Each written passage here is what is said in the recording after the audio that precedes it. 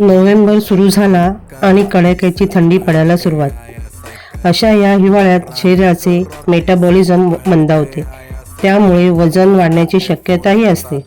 अशा वेळी आवळा, कोथिंबीर, पुदिना, आले, काळी मिरी, कढीपत्ता यांचा ज्यूस शरीरातील चरबी कमी करण्यास मदत करतो।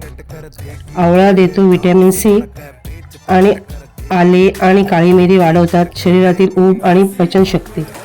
तर कोथिंबीर, पुदिना शरीर शुद्ध करून ताजेतवाने ठेवतात।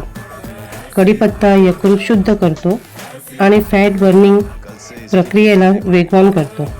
मग तुम्ही कधी करत आहात हिवाळ्यातील नैसर्गिक फॅट बर्नर, शरीराला ऊब देणारा डिटॉक्स ड्रिंक?